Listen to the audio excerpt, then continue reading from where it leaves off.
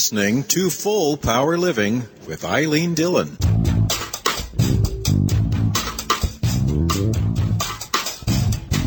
Welcome to the only show on international media that is dedicated to the exploration and understanding of emotions and their role in human life. I'm Eileen Dillon, creator and host of Full Power Living, and we're delighted to have you with us. We have a toll-free number, 800-630-7858. That's 800-630-7858.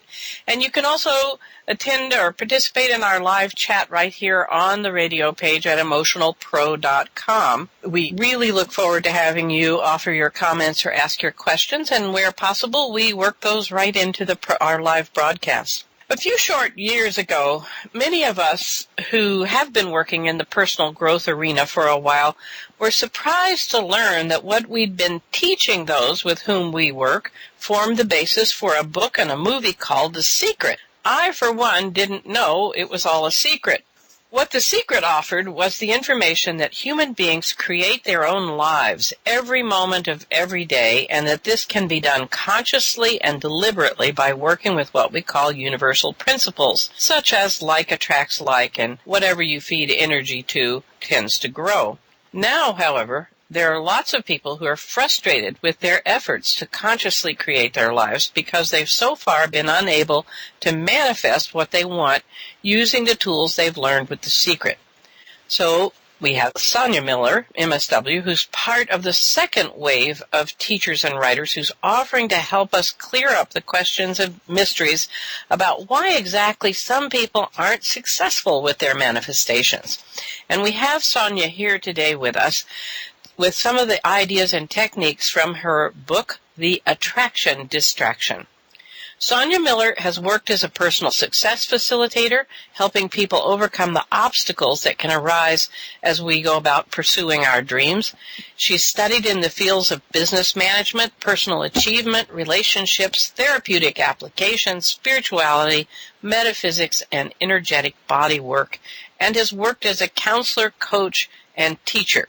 She has degrees in business administration and social work, and now has a book to offer the world some information about how to finally get results from the law of attraction. So, Sonia Miller, welcome to Full Power Living. Thanks, Eileen. It's great to be here. I was thinking, as the economic noose tightens around people, as people lose their jobs, we have more people looking for jobs, colleges are becoming less accessible because of the economic downturn and so forth.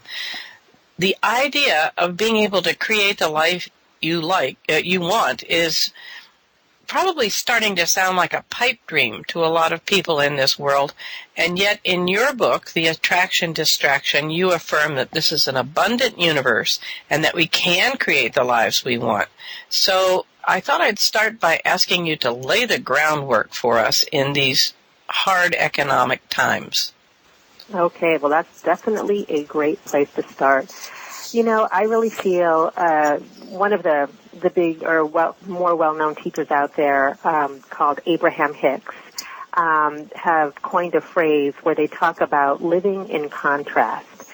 And that refers to the idea that when we are experiencing variety or adversity in our lives, that contrast between what we want to be living and experiencing, and what's actually happening around us is actually a gift, because it gets us really clear about what we don't want, and then that becomes the springboard for getting clear about what we do want. So I really believe that, and there are many people out there who are kind of touting this idea and this message as well, that we live in a time of extreme contrast, a very kind of fast-moving, intense contrast, and the opportunity is to not let the perceived negativity or the presence of all the things that we don't want consume us, number one, or have us fall victim to the idea that that is our only reality, that is our only possibility, that our lives are dictated by what's going on outside of us. And so I think that on a energetic level, on a spiritual level, on a personal development level, the opportunity that people have is to take this adversity, the economic times, the social political arenas that we live in today and say, okay, I'm clear that I don't want this. What do I want instead? And even if people have absolutely no idea how they can, create something better, that becomes the springboard, the beginning of an opportunity to really open their eyes, open their minds, open their ways of looking at their lives and the universe, and start learning and practicing some ideas and principles that are ancient and universal and are available to all of us. So that's kind of what I see as the blessing and the opportunity of these tough economic times. And the law of attraction is just one body of knowledge that is very powerful the more you're willing to kind of delve into it and practice it. Yeah, and I don't know how you see things, but as a therapist, what I have seen is that breakdown occurs so that we can grow, so that if we start looking at this breakdown as an opportunity instead of as a tragedy, we may be able to go quite far. One of the things you say is that if we can step out of our own way and create the lives that we want for ourselves, that what we need to do is to understand that there's a force in the universe that's greater than ourselves and that can make all of our dreams come true if we let it. I saw this as a major message of your book, and I got curious about how was it that you came to decide to write about this topic at this time? Well, I've been studying personal growth and development and pursuing my own dreams pretty much from the moment that I got out of college with my business degree. Up until then, that was kind of the defining moment for me. Up until then, I didn't really believe that I got to have my dreams. I really thought that there was this checklist of things I was supposed to do and responsibilities to fulfill, including getting a responsible job that provided financial security. And when I finally graduated from college and got that secure job, I was left standing there kind of with this big question mark over my head, like, now what? Now what do I do with my life? And what do I want to be when I grow up? And so there was this giant void, and I started to look at what made me happy, what gave my life meaning. And the only thing I could get in touch with was that as a child, even, way back when, the things that fascinated me were things that fall into the category of magic or the unknown or the occult, the things that are beyond our five senses. So that was the beginning of my path of beginning to explore these spiritual and energetic concepts, and through teachers and books and groups and practitioners and things like that. And it led me to this body of knowledge that is based, it crosses many disciplines. It's now, fortunately, not just something that falls into the realm of the mystical, because science is now beginning to support this idea of a universal intelligence, a unifying field of energy. So it crosses quantum physics and science. It's certainly been in literature and poetry, and the thread of these truths, you can find it throughout all religions. And what I like about the law of attraction and the languaging there is that it can possibly take out the stigma and the emotional charge of some religious language and just really make it about energy. And once we start to explore the ideas of energy and how this universe really functions, we start to find out that there really is this universal force of energy that connects all of us. It's just like this one giant ocean, and we're just drops in the ocean. And we also begin to understand that this energy in its nature is infinite and abundant and loving, and it is the vibration and the energy of well-being and peace and freedom. And that because there's only one, that we're made up of the same stuff. So that's our nature. That's who we really are. And the only thing that prevents us from experiencing these qualities that are our true nature is our consciousness, is where we put our attention and what we will allow into our lives and what our expectations and our beliefs are. So it's really about starting to drop the veil of these beliefs and limitations that we think is what we can have and open up to the reality of who we really are.